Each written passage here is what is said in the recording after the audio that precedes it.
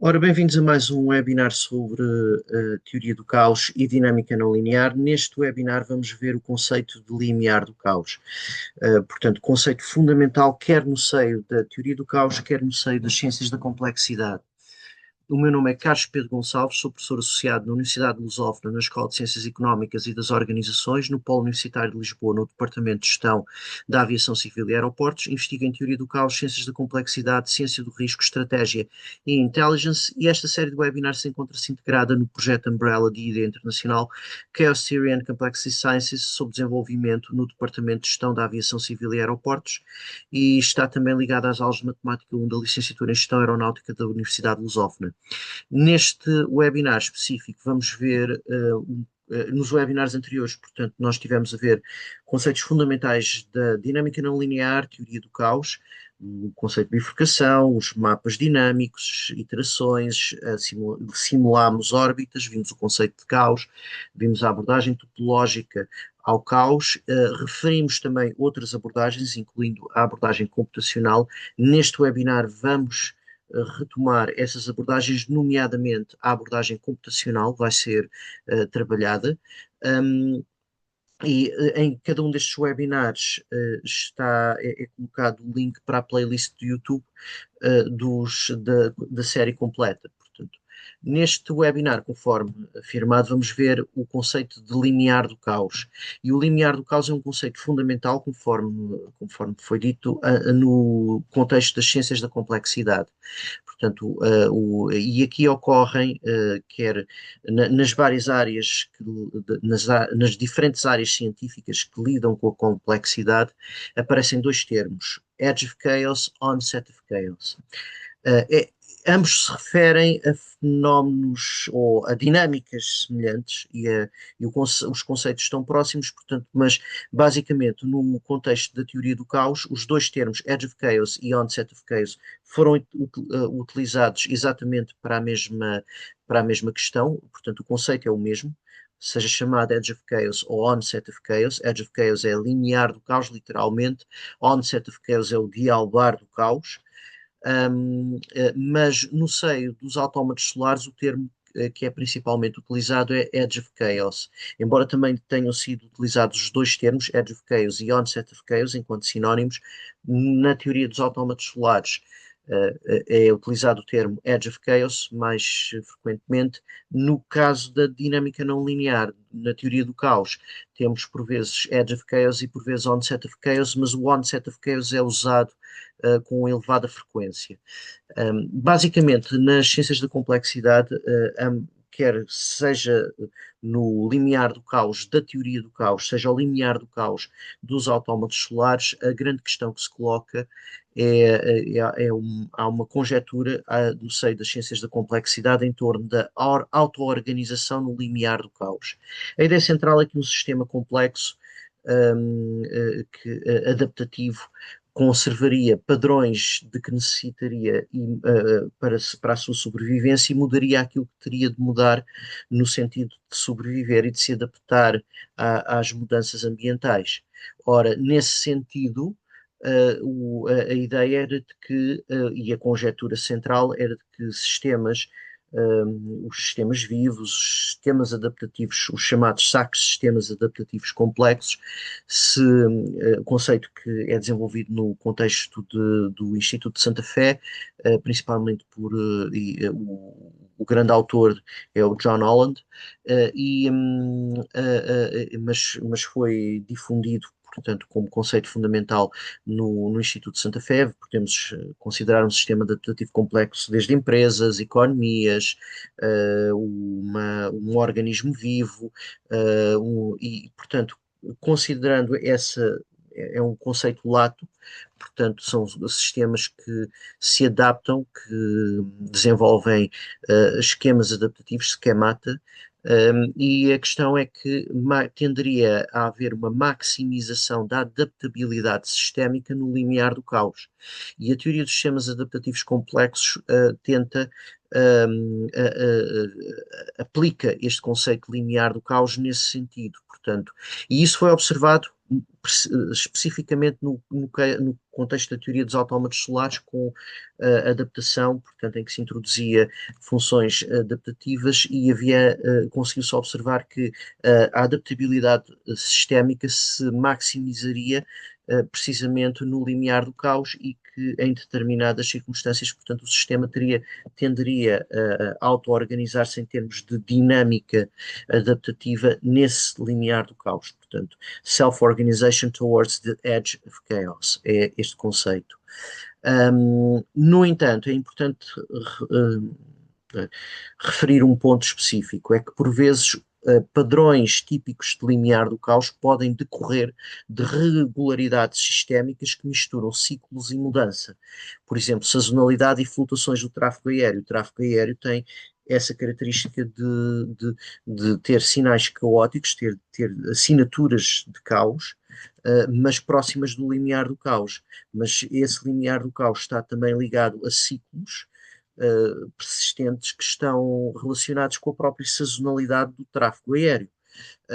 E, portanto, esta questão é que, por vezes, essas regularidades não têm que ver com especificamente uma auto-organização para o limiar do caos no sentido de uma maximização da adaptabilidade sistémica. Há sistemas em que ocorrem naturalmente que tendo que ver e são facilmente explicáveis por aquilo que são padrões próprios desse sistema. Independentemente da outra dimensão da conservação da adaptabilidade sistémica, da maximização da adaptabilidade sistémica, noutros contextos, pode resultar de mecânicas elementares. No entanto, também pode resultar em muitos sistemas, e em muitos sistemas complexos, resulta de processos coevolucionários que impelem o sistema para o tal chamado limiar do caos. E, portanto, o limiar do caos, principalmente para organizações empresariais, nós estamos a considerar economia, gestão, e diferentes sistemas complexos e diferentes em interação, em coevolução, e essa tendência para o limiar do caos ocorre precisamente através destes processos coevolutivos que conduzem os sistemas para o tal limiar do caos, de acordo com a conjectura das ciências da complexidade.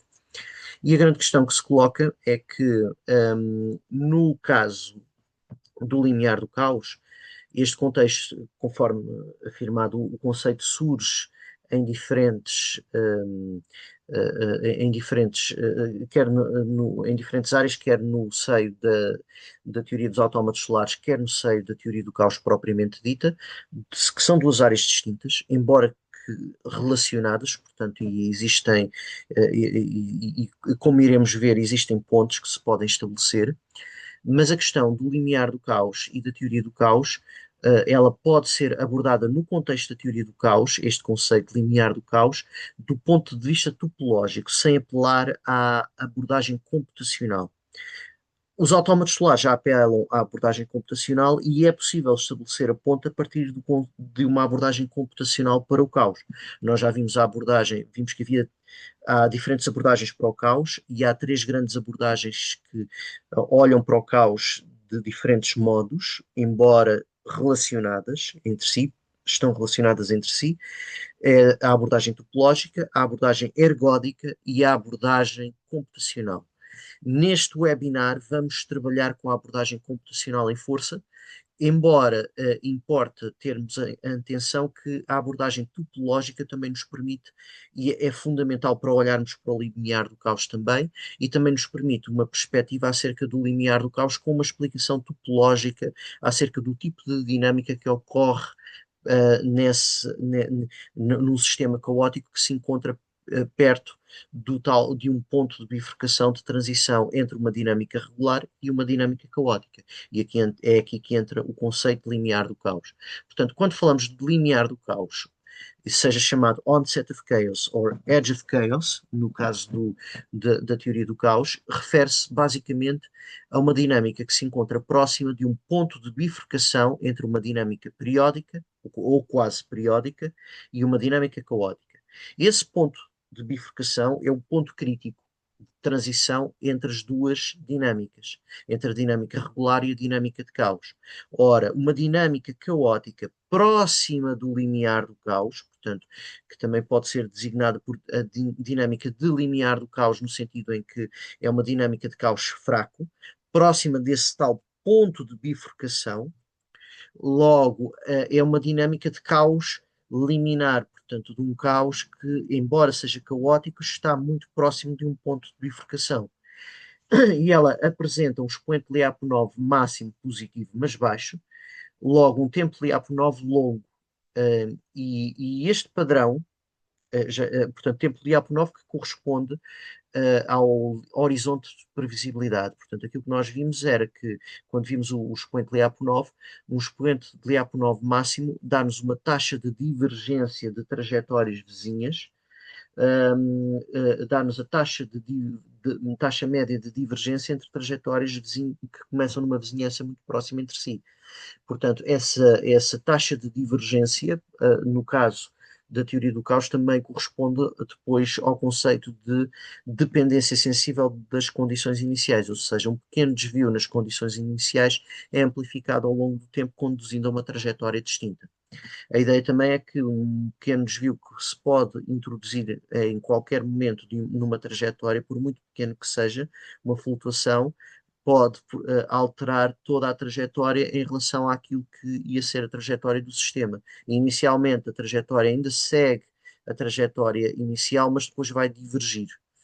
Um, e essa divergência é exponencial. Agora, a taxa de divergência exponencial, a média que nos é dada pelo expoente máximo do Lyapunov, se ela é baixa, se essa taxa de divergência é baixa, aquilo que acontece é que, portanto, estamos perante uma situação de caos fraco, a dinâmica permanece mais tempo na vizinhança do chamado esqueleto de órbitas periódicas instáveis, que nós vimos quando trabalhámos o conceito topológico de caos.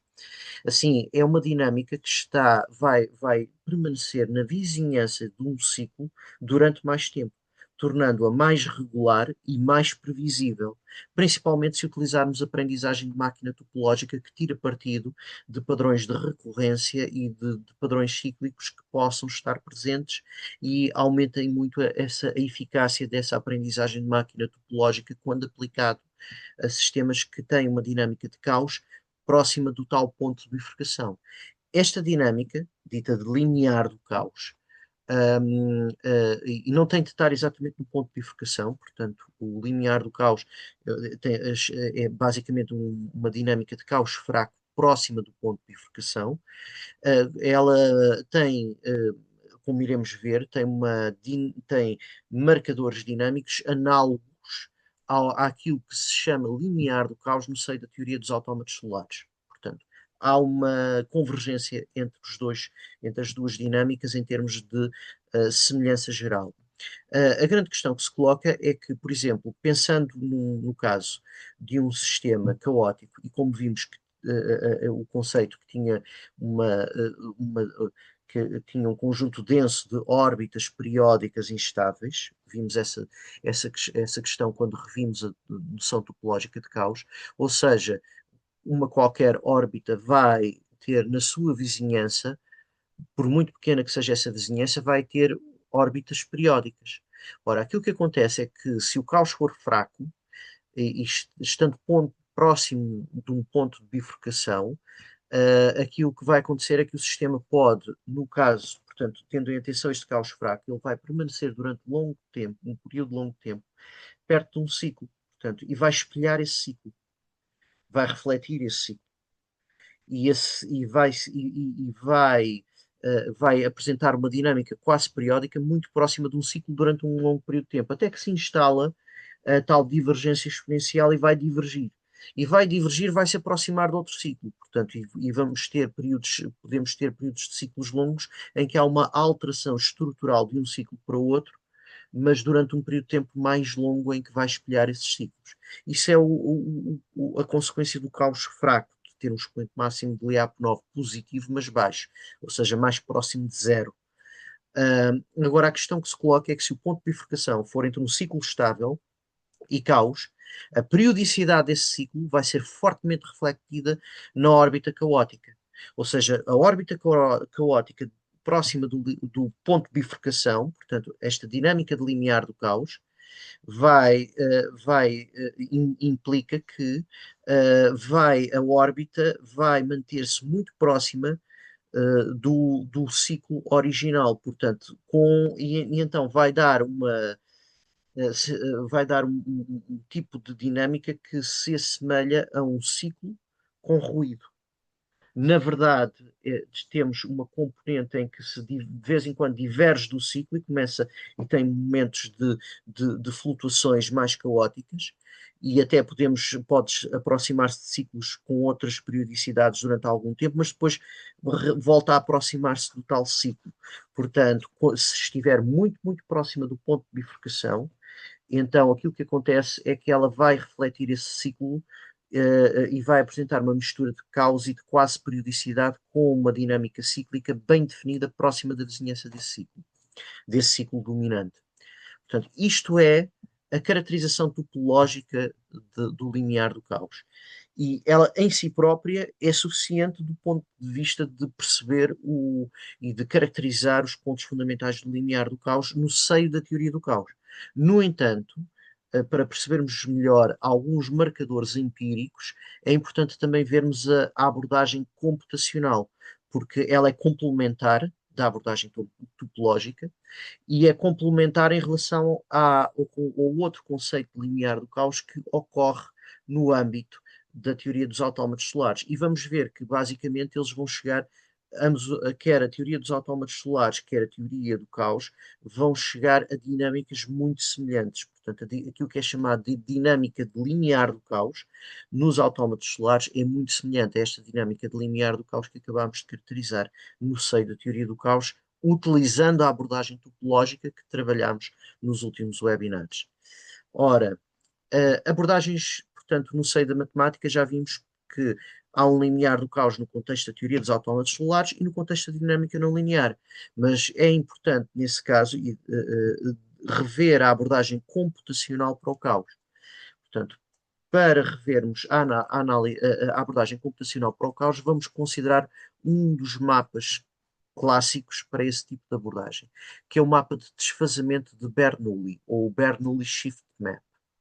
Basicamente, aquilo que acontece é que nós multiplicamos por 2 o valor seguinte da nossa variável dinâmica é igual ao valor anterior multiplicado por 2 se o valor da variável se situar entre 0 e 1 meio, incluindo o 0 e excluindo o 1 meio. No caso de estar entre 1 meio e 1, inclusive, essa dinâmica a variável, o valor seguinte da variável dinâmica vai ser igual a 2 vezes o valor anterior, tal como no ramo superior da função, mas a esse valor vou retirar 1. E basicamente esta é a regra dinâmica para o mapa de desfazamento de Bernoulli. Portanto, este é o tipo de computação que se tem de realizar. Agora, esta computação quando trabalhada em termos decimais, temos uma perspectiva e podemos trabalhá-la do ponto de vista, utilizando sempre os números decimais e caracterizar em termos topológicos e em termos de dinâmica central.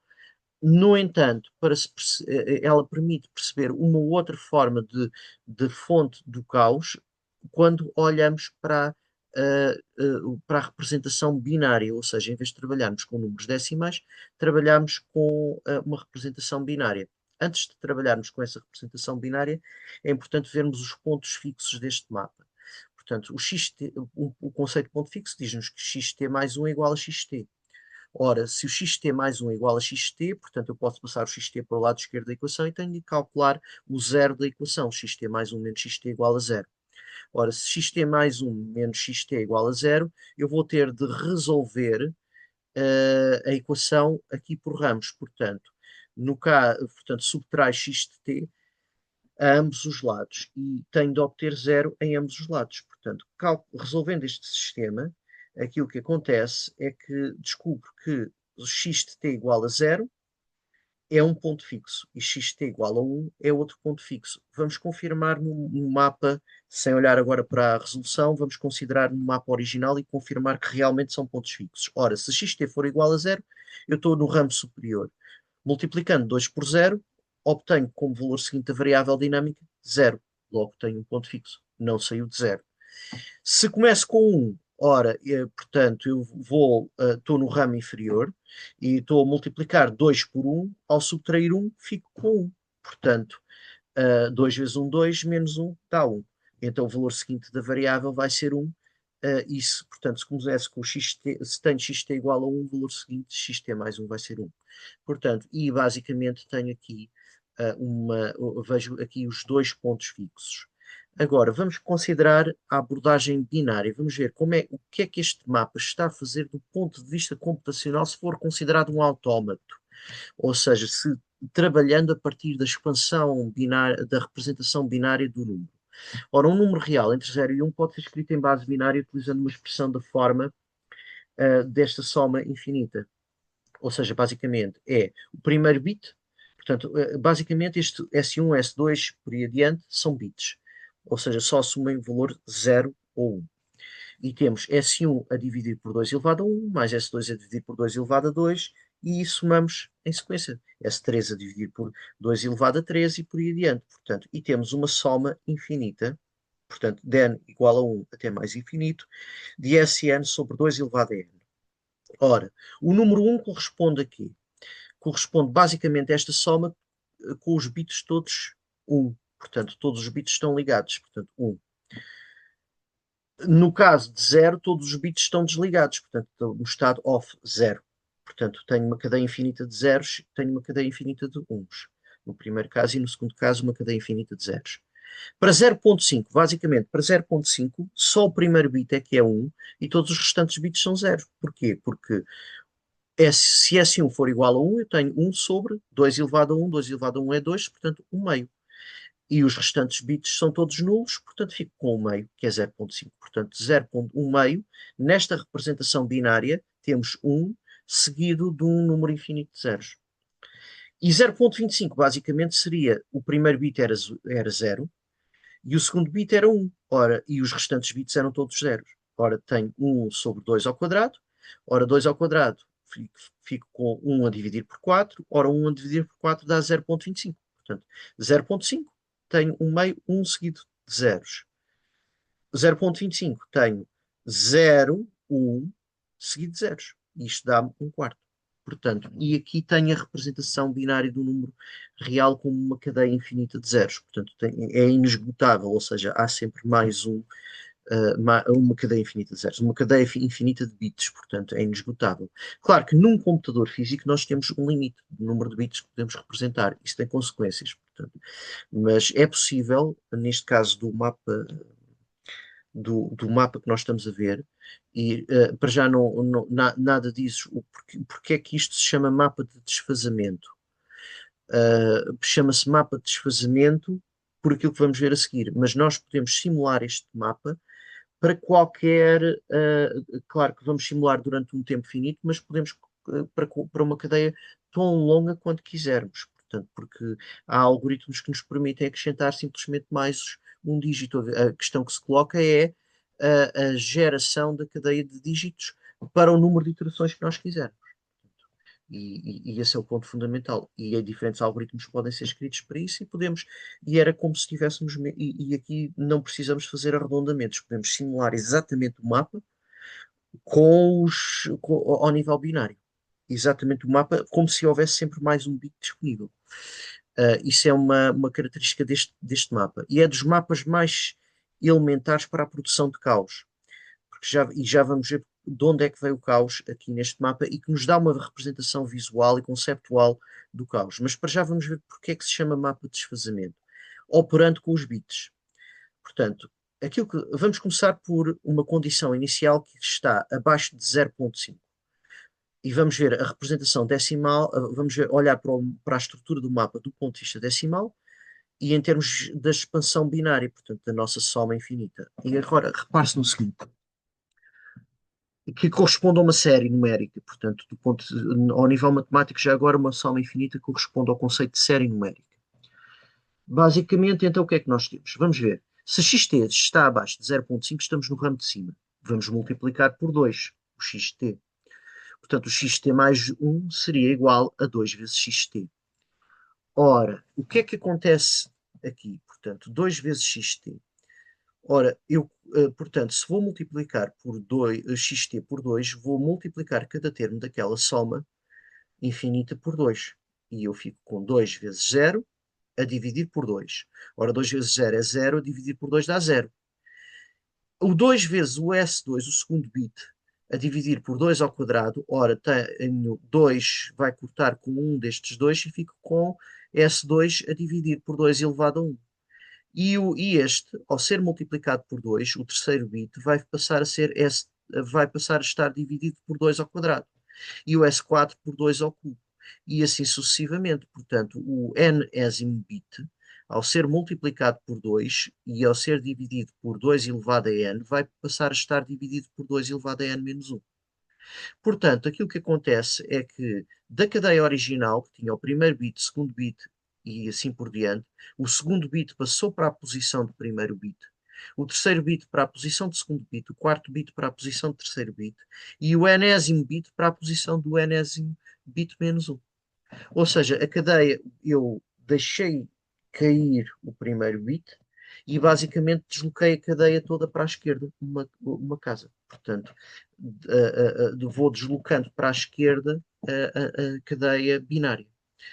E aqui tenho o primeiro ponto, no caso de estar no ramo de cima. Agora vamos ver o que é que acontece no caso de estar, de ser igual a 0,5, portanto, que é o ponto de transição entre os dois ramos. Se xt for igual a 0,5, eu tenho 2 vezes xt menos 1, que é igual a menos 1 vezes 2xt. É mais fácil trocar, fazer aqui a propriedade comutativa só para ilustrar o ponto. Ora, tenho menos 1, portanto, porque estou no ramo de baixo, portanto, se é igual a 0,5, eu estou no ramo de baixo, portanto, é onde está o 0,5. Portanto, vou multiplicar por 2 e subtrair 1, é a tal questão.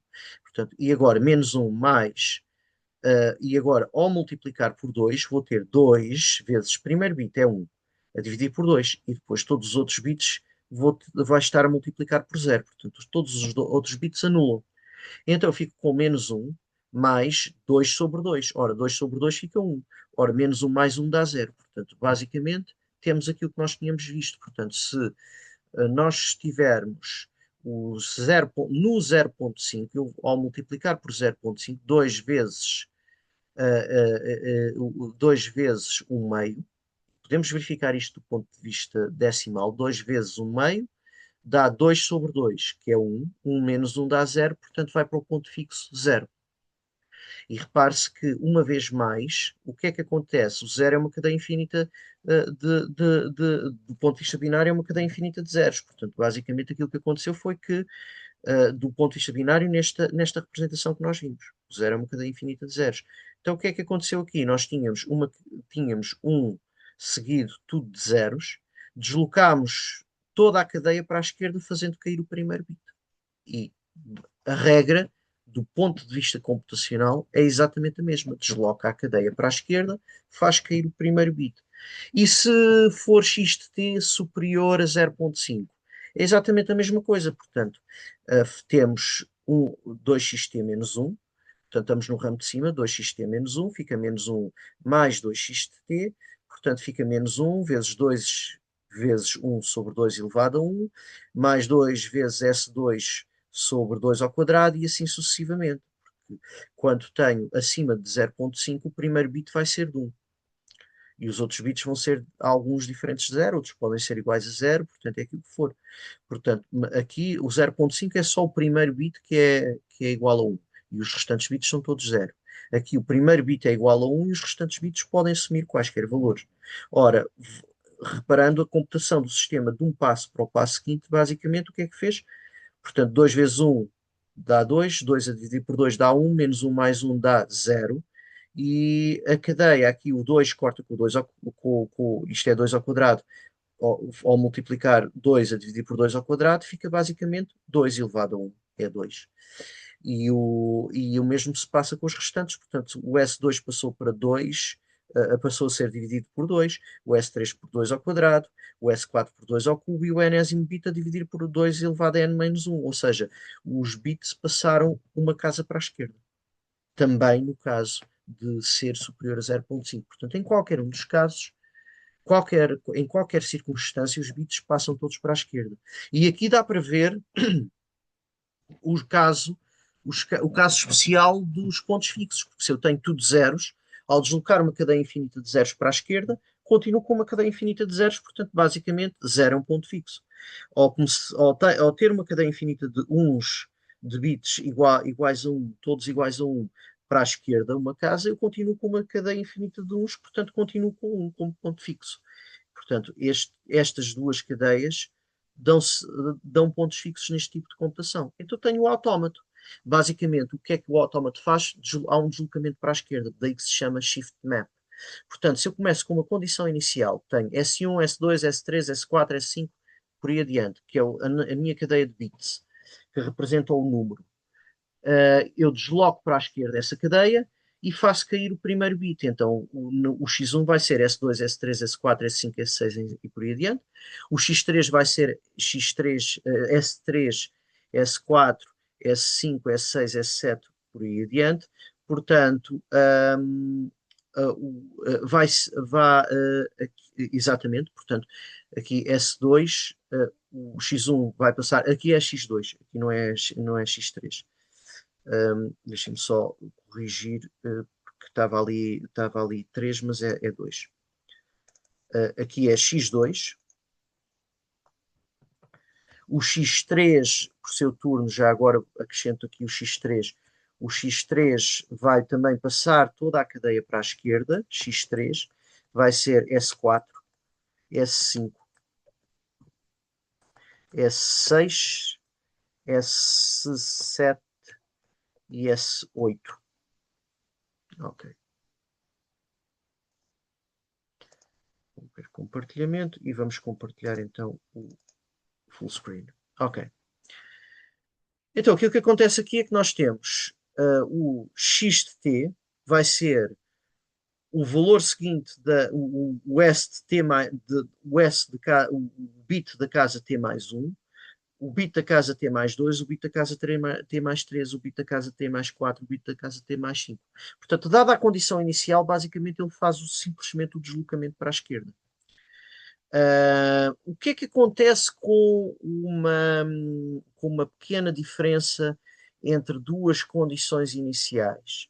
Ora, aquilo que acontece com uma pequena diferença entre duas condições iniciais, se nós considerarmos do ponto de vista da soma binária, o epsilon zero em módulo, se eu considerar duas condições iniciais, o 0 e V0, e calcular isso em módulo, basicamente aquilo que eu vou ter é SE, e elas só diferirem numa casa, num bit.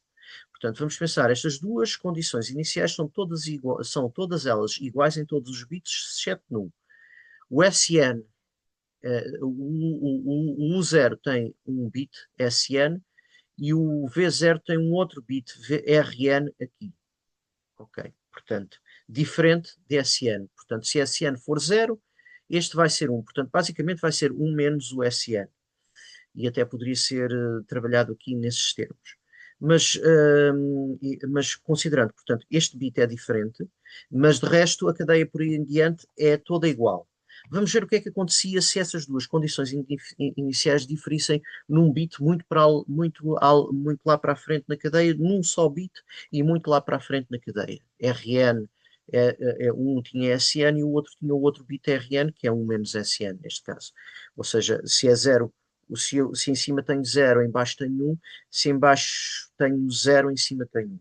Então, basicamente, em módulo, essa diferença vai ser em módulo igual a Sn sobre 2 elevado a n menos Rn sobre 2 elevado a n, porque nos restantes valores eles coincidem, portanto a soma vai dar, as somas infinitas vão dar o mesmo número, é a mesma série.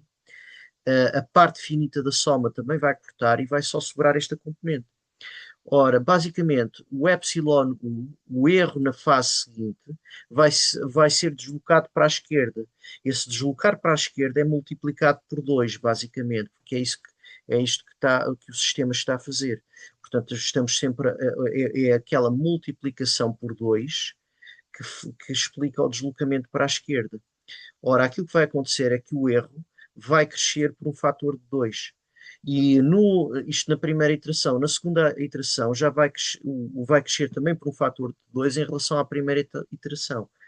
Ou seja, vai crescer por um fator de 2 ao quadrado em relação ao erro inicial.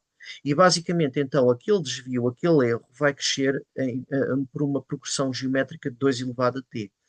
Ora, portanto, se dividirmos em modo o erro em epsilon t dividido por o erro em epsilon zero, obtemos 2 elevado a t. Ora, 2 elevado a t é igual à exponencial do logaritmo de 2 elevado a t, portanto, fica com o exponencial do logaritmo de 2 vezes t. Ora, isto corresponde exatamente ao expoente Lyapunov, o logaritmo de 2. Portanto, tenho um expoente Lyapunov positivo aqui. Ou seja, pequenos desvios estão a ser amplificados com o tempo. Porquê? Porque é que eles estão a ser amplificados com o tempo? Porque os desvios, vamos pensar assim, a cadeia binária coincide, as duas cadeias binárias, onde é que elas estão? As duas cadeias binárias coincidem e vão diferir só lá muito para a frente. Mas o facto de diferirem lá muito para a frente, essa diferença que está lá muito para a frente e que não vai ter um impacto muito grande na soma por inicial, porque vai estar a ser dividido por 2 elevado a valores muito elevados, 2 elevado a 30, 2 elevado a 100, é muito residual, mas como está a deslocar a cadeia binária para a frente, na fase seguinte já não vão estar, essas diferenças já não vão estar na posição de 2 elevado a 100, já vai estar na posição de 2 elevado a 99, portanto já vai estar só a dividir por 2 elevado a 99. E assim sucessivamente, até que há um ponto em que elas vão chegar à primeira posição e logo vão começar a diferir por dígitos cada vez, por casas decimais com uma importância cada vez maior. E então é isso que acontece, vai haver a tal divergência exponencial, tem dependência sensível das condições iniciais. Ora, o caos no mapa de desfazamento de Bernoulli, ou Bernoulli Shift Map, basicamente decorre precisamente deste processo de deslocamento para a esquerda, portanto, daquilo que é a cadeia binária. Mas, portanto, a dinâmica aqui é limitada, situando-se no intervalo entre 0 e 1, considerada enquanto espaço métrico com métrica definida pela diferença absoluta entre os dois, entre dois números reais entre 0 e 1. Todos os números irracionais no intervalo de 0, entre 0 e 1 conduzem a dinâmicas não periódicas, pois correspondem a dízimas infinitas não periódicas e logo vamos ter um padrão não periódico de bits. As órbitas não periódicas dividem-se entre aquelas que têm um padrão binário quase periódico, vão ser órbitas quase periódicas, e aquelas que têm um padrão binário aleatório, e essas vão ser as órbitas caóticas. Portanto, a aleatoriedade aqui está relacionada com um padrão pode ser relacionada com o padrão binário das órbitas. Mais ainda, numa seleção aleatória entre números entre 0 e 1, a probabilidade de obter portanto, repare-se, só é a condição inicial, é a estrutura da condição inicial que está a ser refletida no mapa, porque ele só está a deslocá-la para a esquerda, não está a fazer mais nada a isso, à cadeia binária. A cadeia binária está a ser simplesmente deslocada para a esquerda e vai fazer desaparecer o primeiro bit. Ora, numa seleção aleatória, aqui a probabilidade de obter uma órbita composta por uma sequência algoritmicamente aleatória, no sentido de Martin-Löf, é igual a 1 no intervalo unitário. Ora, o que é que isto significa? Significa que nós temos uma.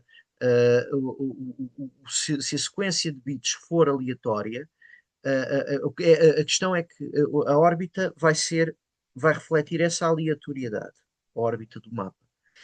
Mas a probabilidade de selecionando ao acaso, selecionando aleatoriamente um número no intervalo entre 0 e 1 com a mesma probabilidade, portanto, com uma probabilidade uniforme, selecionando um número entre 0 e 1, a probabilidade de obter uma sequência binária, desse número ser composto por uma sequência binária algoritmicamente incompressível. Ou seja, eu não consigo escrever um programa para descrever, para produzir aquela sequência que tenha um tamanho significativamente mais baixo do que o tamanho da própria sequência. Portanto, é um padrão, temos um padrão aleatório e, nesse sentido, temos uma sequência binária algoritmicamente aleatória. Tenho aqui uma probabilidade de 1 de que essa sequência, portanto, a probabilidade é um evento quase certo obter, se selecionar uma condição inicial, aqui é o caso, portanto, é um evento quase certo obter um padrão binário, que essa condição inicial tem um padrão binário que passa testes de aleatoriedade. Ora, basicamente é a organização desse padrão binário aleatória que vai ser refletida na órbita caótica. E existe dependência sensível das condições iniciais, que neste caso com o correspondente LA por 9 de logaritmo de 2. 0 e 1 são pontos fixos. Os números racionais ou são periódicos ou são eventualmente periódicos, considerando pontos fixos como órbitas periódicas do período 1, ainda demonstrada em Gulick, 1992, os racionais diádicos do género k sobre 2 elevado a m, com k e m inteiros, são eventualmente fixos. O conjunto dos números racionais no intervalo entre 0 e 1 é denso no intervalo. Logo, considerando o conjunto de condições iniciais que conduzem a órbitas periódicas ou eventualmente periódicas, este conjunto é denso no intervalo. Ora, aqui vemos um exemplo de uma órbita quase periódica deste mapa, ou seja, se nós temos uma sequência de bits binária que é quase periódica, eu vou ter uma órbita quase periódica, está em cima. A órbita caótica, em que eu tenho 0, 1 selecionado com igual probabilidade de sair 0 de sair 1, está representada abaixo. Portanto, se eu começo com uma órbita periódica, vou ter uma órbita periódica. Se eu começo com uma órbita quase, se a condição inicial tiver um padrão, for um número racional, portanto, vai ter um padrão periódico ou eventualmente periódico de bits, vai-se refletir isso numa órbita periódica. Se o padrão de bits for quase periódico, isso vai se refletir numa órbita quase periódica, em que se assemelha muito a um ciclo, não se chega a repetir exatamente o ciclo, mas é muito semelhante. Se eu tenho um padrão binário que é aleatório, basicamente, do ponto de vista algorítmico, eu vou ter uma órbita caótica. Portanto, a órbita vai ter um padrão aleatório. Esse padrão vem da condição inicial. Agora, se isto aqui ainda estamos no caos, portanto, depois teremos de fazer o ponto para o limiar do caos, mas para já ainda estamos no caos. Ora, nós nunca conseguimos, e isto é uma questão fundamental na implementação computacional do caos, nunca conseguimos simular uma condição inicial irracional. Embora, no caso do mapa de desfazamento, possamos selecionar aleatoriamente uma condição inicial para qualquer número finito de passos de simulação, logo era como se tivéssemos um número irracional. Portanto, podemos trabalhar nestes termos. No caso do mapa logístico, para uma simulação com um número finito de casas decimais, em representação decimal, a verdadeira trajetória é periódica. No entanto, em geral, observamos caos. Portanto, repare-se, isto é muito importante. No caso do mapa logístico, também os números racionais vão dar a origem a uma órbita periódica. No entanto, isso não acontece nas simulações que temos estado a ver. Porquê é que é assim? Porque há pequenos arredondamentos que são feitos no computador e esses pequenos arredondamentos vão ser amplificados com o tempo e vão, por causa do efeito borboleta, e basicamente aquilo que vai acontecer é que esses pequenos arredondamentos vão fazer divergir a órbita daquilo que seria a órbita periódica correta para uma órbita de caos, e é por isso que nós observamos caos, apesar de não termos da nossa condição inicial decimal ser sempre ser uma condição inicial que é racional, portanto, que é um número racional. Os arredondamentos produzidos na simulação computacional, devido a esse número finito de casas decimais, vão sendo introduzidos, alterando ali o padrão e o suficiente para que o caos seja observável na simulação, porque senão nunca seria observável na simulação.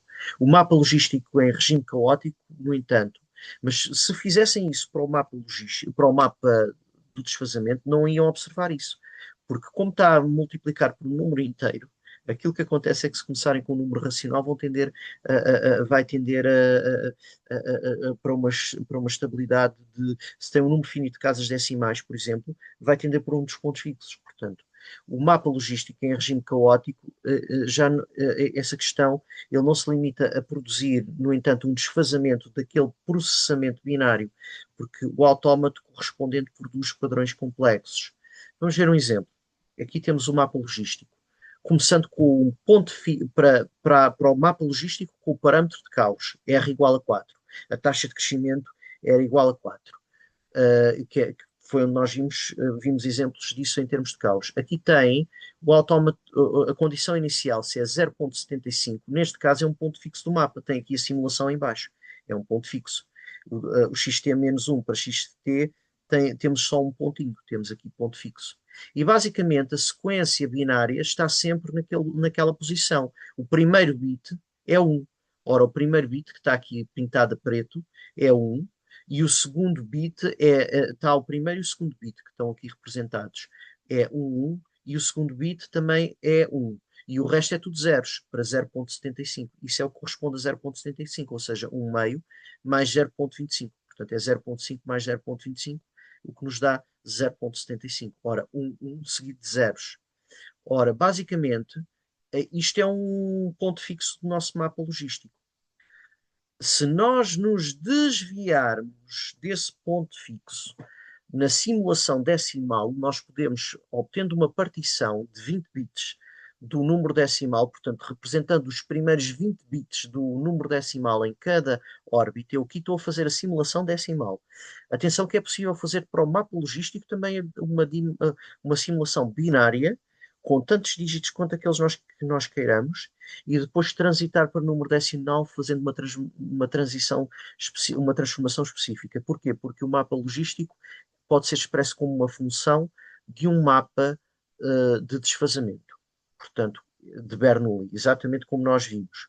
O mapa de desfazamento de Bernoulli, podemos fazer isso para o mapa logístico. É possível fazer essa simulação com quantas casas decimais queiramos. Mas, em termos gerais, nos computadores, aquilo que nós utilizamos é um número finito de casas decimais. E já agora, se simularmos em dois programas diferentes, com diferentes níveis de precisão, vamos obter diferentes trajetórias exatamente para a mesma condição inicial que pusemos. Porquê? Por causa dos tais arredondamentos. Ora, o que é que vai acontecer aqui? Portanto, temos aqui um número decimal. E esse número decimal corresponde a 1 meio mais 1 sobre 2 ao quadrado mais 1 sobre 2 elevado a 10. Portanto, a representação binária, portanto, temos 1, e depois temos vários zeros, e depois temos 1 de novo no décimo bit, e depois voltamos a ter tudo zeros. E é isto que nós temos em termos de representação. E esse é o primeiro passo, portanto, em termos de representação binária. E aqui em cima temos os primeiros 20 bits calculados a partir da simulação decimal da trajetória. Nós simulamos a trajetória no computador, em Python, normalmente, portanto, utilizando a numeração decimal, o sistema decimal, e obtemos a trajetória de caos. Ora, obtemos aqui a trajetória caótica, que vai preencher a estrutura geral do mapa logístico, a estrutura matemática do mapa logístico, representando xt mais 1 e xt, e basicamente aquilo que nós vemos é um padrão muito mais complexo, e note-se, e em cada passo também em cima, o que é que nós representamos? A sequência de bits do x1, x2, por aí adiante. E aquilo que nós vemos nas iterações é uma sequência de bits que é muito diferente da simulação do mapa de desfazamento. Aqui no mapa de desfazamento o tempo está na vertical e as células estão na horizontal.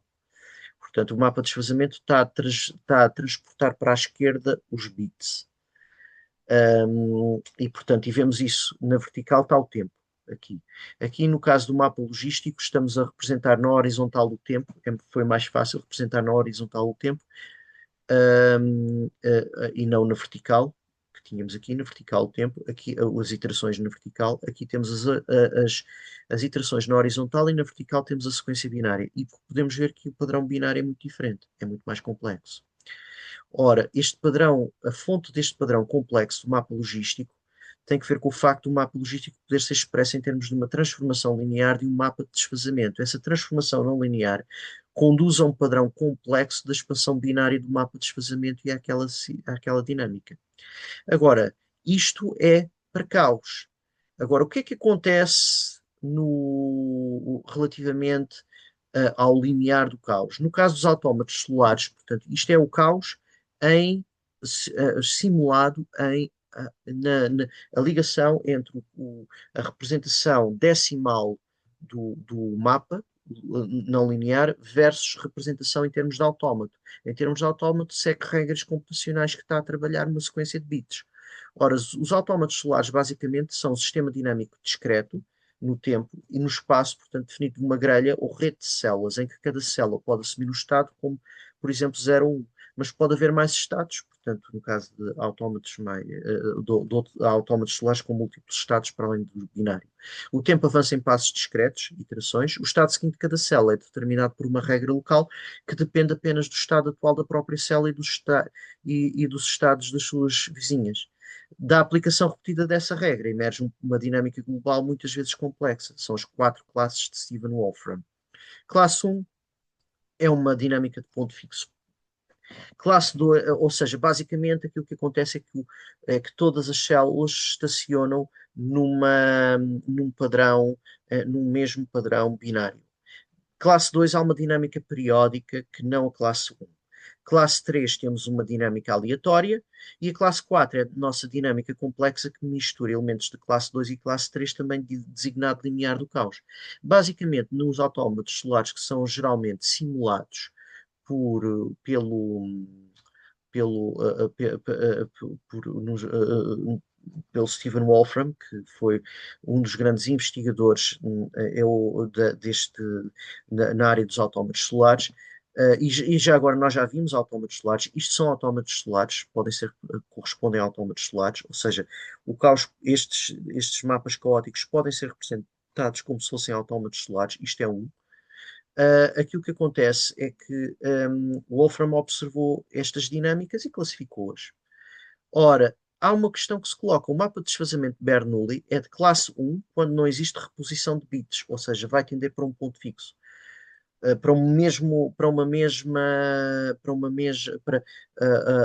para 0 ou para 1, portanto, e se não existir mesmo reposição de bits, vai tender para 0, portanto, depois se eu dou uma cadeia finita de bits e não o repuser no algoritmo, em simulação mesmo em computador, ele vai tender para o ponto fixo 0.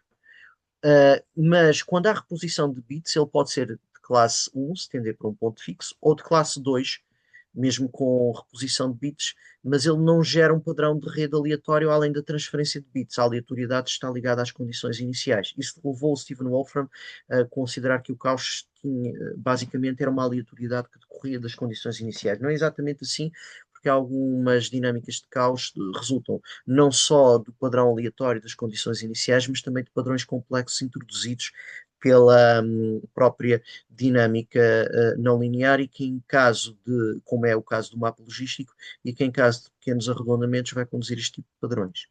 Portanto, no caso do mapa logístico, quando R igual a 4, em simulação decimal, produz padrões complexos ao nível da sequência binária típico da classe, daquilo que Stephen Wolfram chamou de classe 3. Para este parâmetro, o mapa logístico é topologicamente conjugado com o mapa de desfazamento. No entanto, em relação a xt, a transformação conduz a uma transformação não linear que altera a configuração binária, produzindo uma dinâmica típica de classe 3. Aqui temos uma dinâmica de classe 1. É uma das regras. Portanto, aqui temos basicamente é uma das regras de Wolfram. O autómata é binário, temos uma rede de bits, e basicamente aqui o tempo está a ser representado na vertical. A última célula está ligada à primeira, a primeira célula está ligada à última, portanto, forma uma rede fechada em anel. A regra é que se estão todos desligados, portanto, se o bit à esquerda está a 0 e o bit à direita está a 0 e a própria célula está a 0, a célula vai ficar a 0.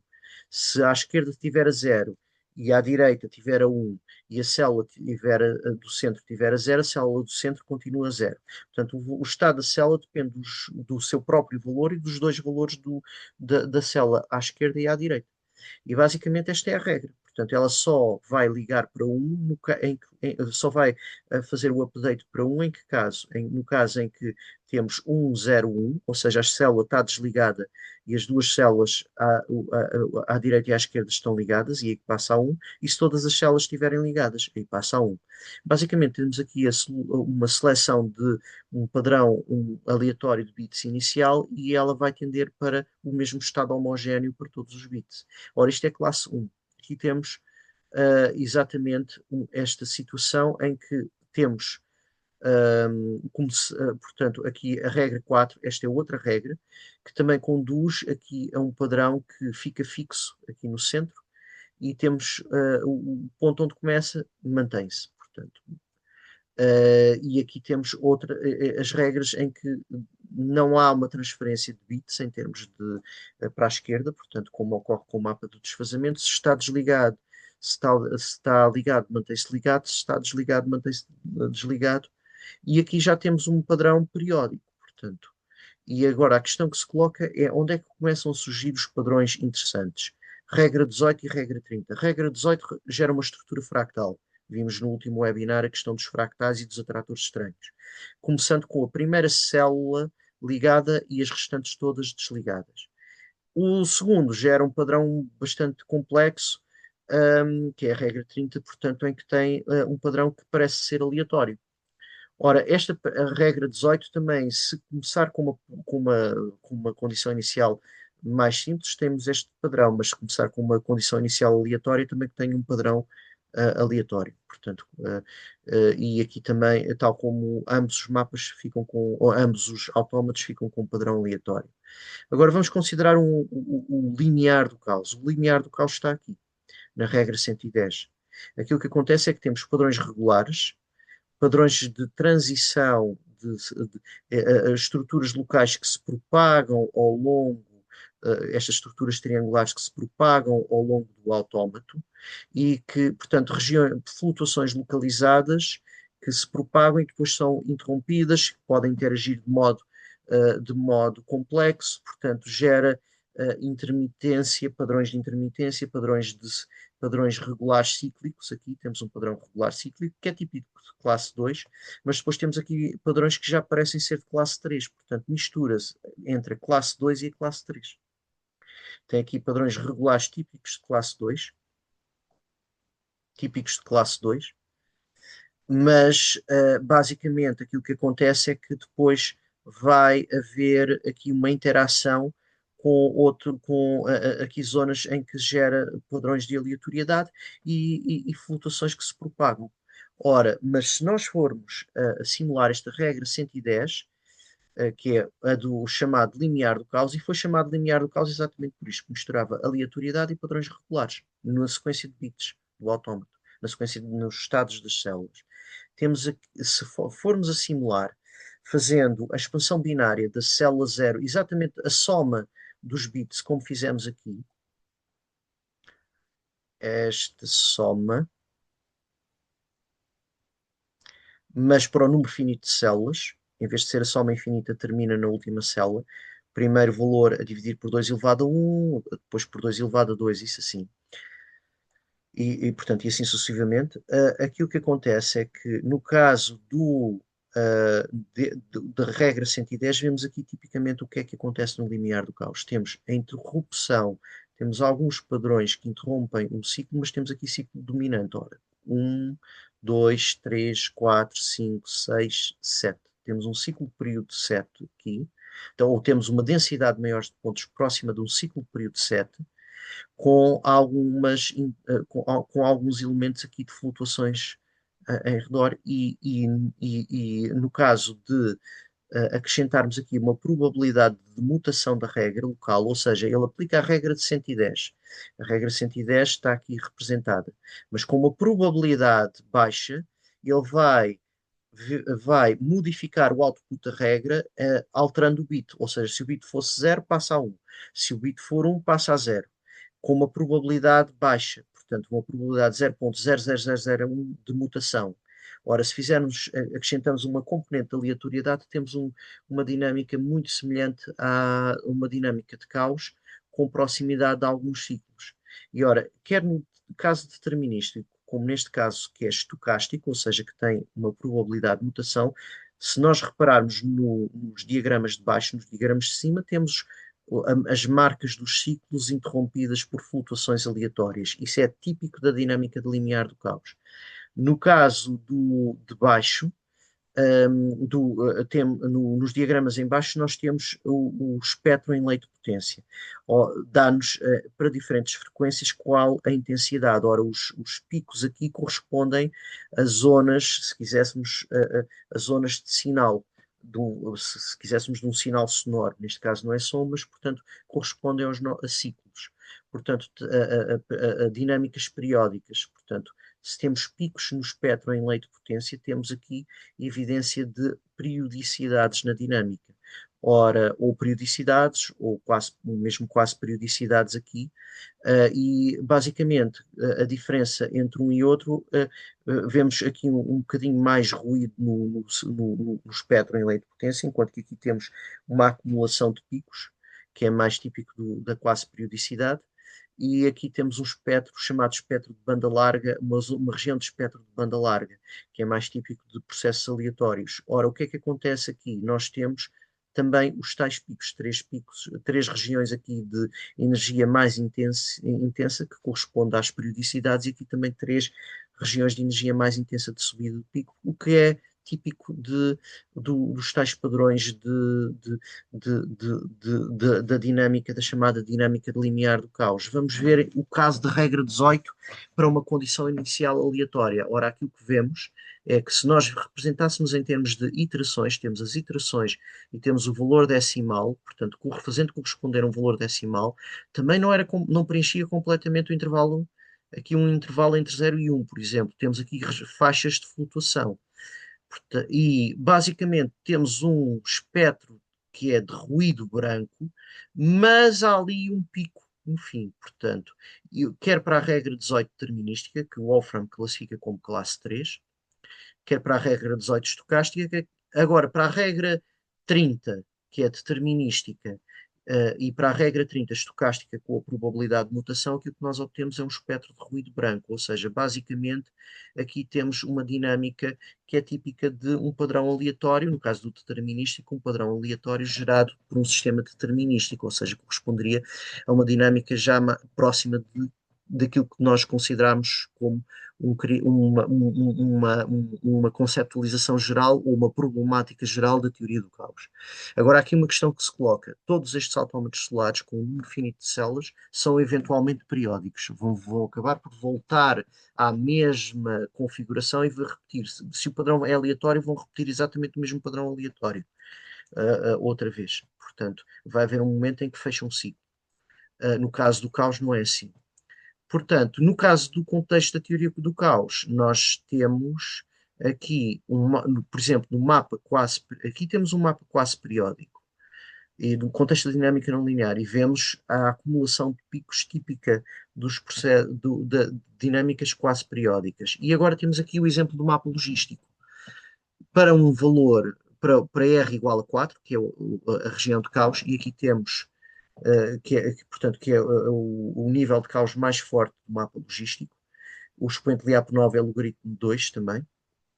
E basicamente temos o espectro de ruído branco, aqui, em baixo, e temos o tal padrão aleatório, que é semelhante à classe 3 de Wolfram, à regra 30 de Wolfram, vai ser semelhante à regra 30 de Wolfram, para R igual a 4, e aqui temos para R igual a 3.571. Próxima, portanto, aqui temos a dinâmica de limiar do caos em cima, portanto, está próxima de um ponto de bifurcação. Um ciclo de quanto? Uma, duas, três, quatro, cinco, seis, sete, oito. Um ciclo de período 8. Está próximo do ponto de bifurcação em que tínhamos um ciclo de período 8 aqui resiliente. E aqui vemos tipicamente a dinâmica de limiar do caos. Tínhamos falado logo no início. no seio da teoria do caos. Ou seja, temos períodos de flutuações que parecem aleatórias e depois começa-se a aproximar do ciclo e já está muito próximo do ciclo. Há aqui, entre 400 e 600 iterações, ele está próximo do ciclo. Está a espelhar bastante o ciclo. Mas depois isso é interrompido por flutuações aleatórias. Ora, isso é típico da dinâmica linear do caos. É mais regular do que o mapa logístico para R igual a 4. E aquilo que vemos no espectro de potência é múltiplos picos significativos, indicando as tais periodicidades.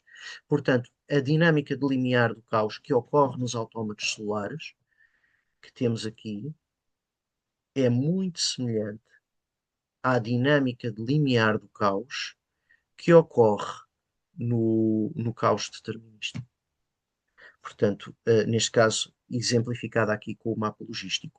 Ora, por hoje ficamos. No próximo webinar vamos continuar a trabalhar o limiar do caos em maior detalhe e os tipos de dinâmicas no contexto da teoria do caos. Vimos no contexto dos autómatos solares hoje a classificação de Wolfram. Vamos expandir aqui um bocadinho mais no contexto da teoria do caos e vamos ver o limiar do caos ao nível empírico.